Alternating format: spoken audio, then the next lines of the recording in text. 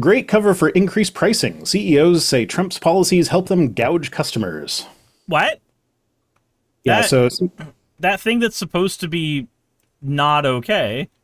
Yeah, so this is CEOs have said things like this is all stuff that we knew would happen.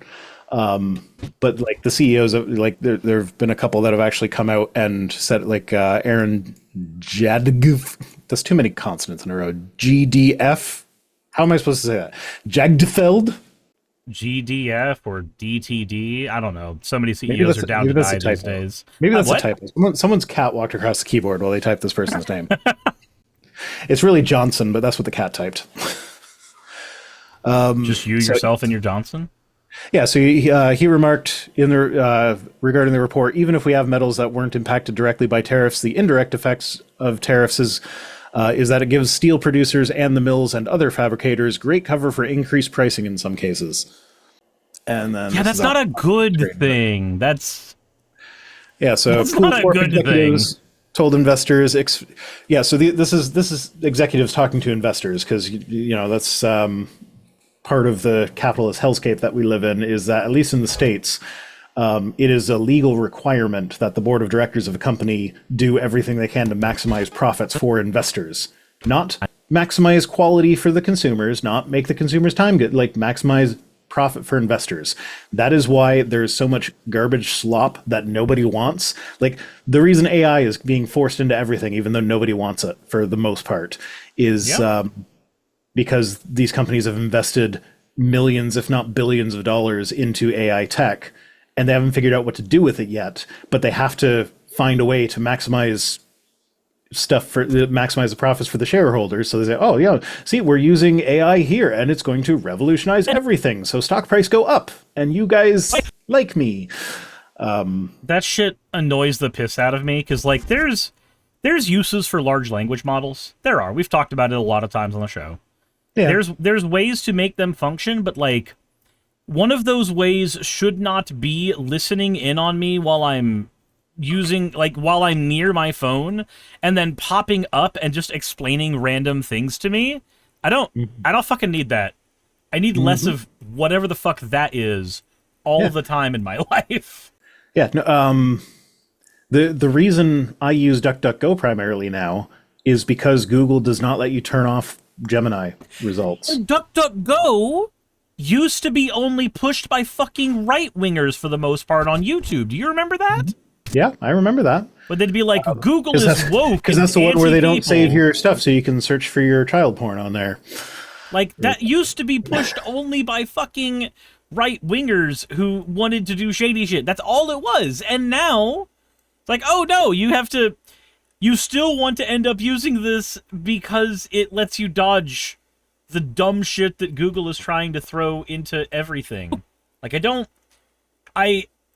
if I'm gonna use a large language model, if I'm gonna have to use it for something, let it just be a thing that I go to something else and I click a button and I go through a handful of prompts so that there's a barrier between me and it, as opposed to it being in every fucking facet of my life, whether I like it or not. Yeah, so I do still go to Google for things that I need that are location-based. It's like DuckDuckGo. If I search for any business, it'll give me all the businesses in Buffalo before it gives me anything that's actually close to me, whereas Google is smart enough to know that, like, hey, Buffalo's in a different country from you, so maybe I'll give you the ones in Fort Erie. So I do still use Google for that, and it's also slightly better at, like, just pulling the phone number off of their website and putting it where I can see it immediately, which admittedly is one of the problems. So that, like, Google is trying to make their search engine a site that you do not leave, because the longer you are on there, the more money they are making, and the less money people are making.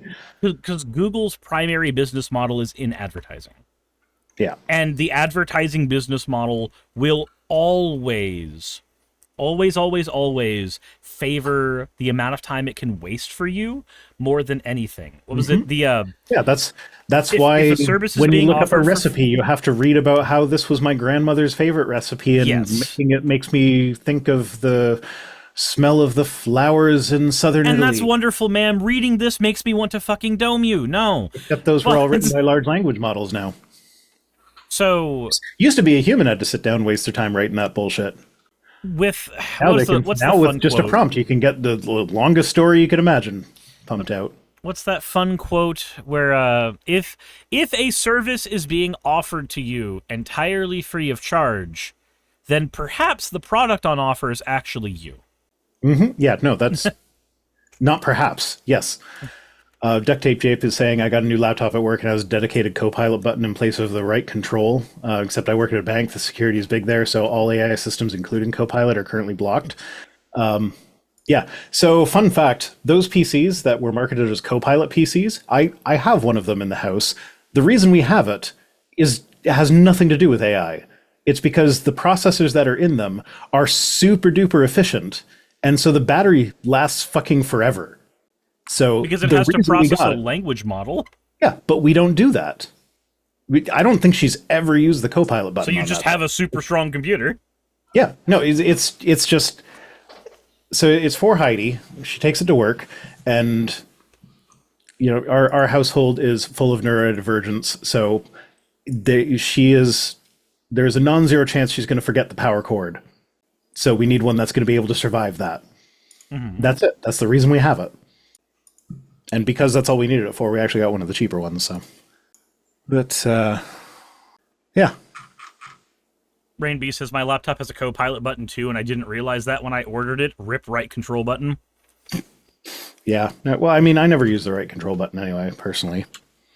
Even when it would make sense for me to do so, the muscle memory goes to the left. So that doesn't bother me. I would be not very likely to accidentally hit it. There's a few times that I'll use the control button, like if I'm editing.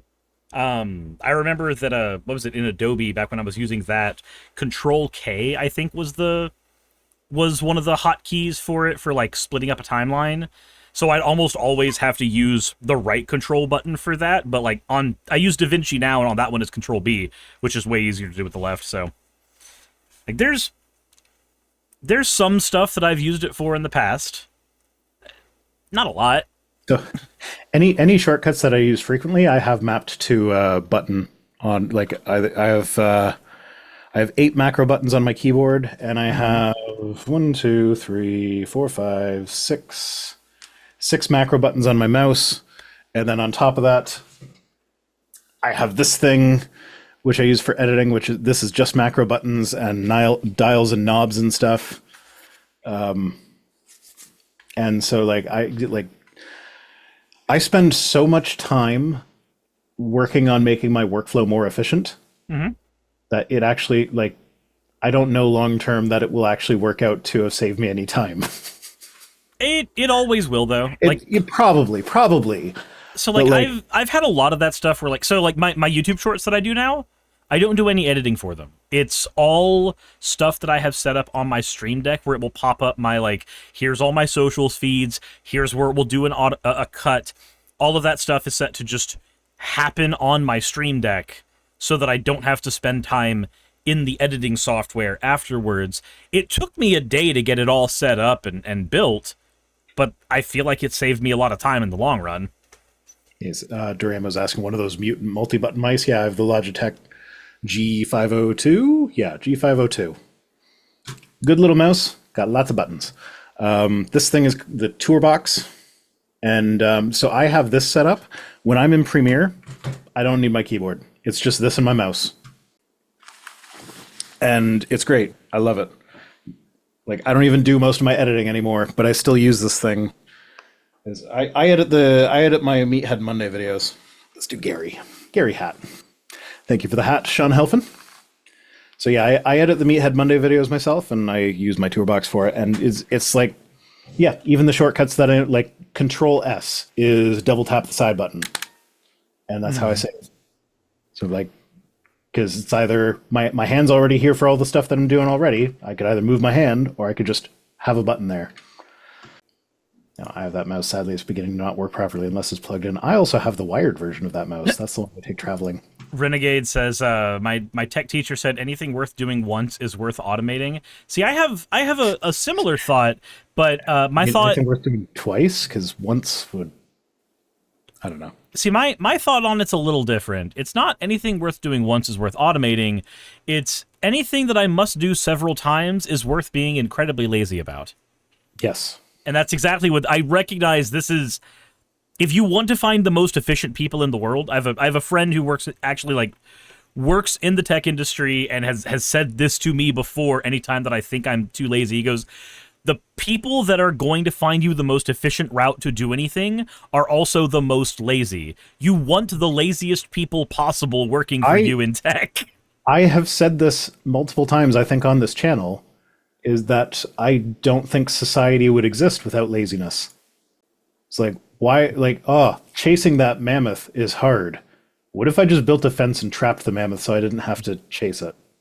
Finding those berries is hard. What if I just figured out how to make them grow where I live?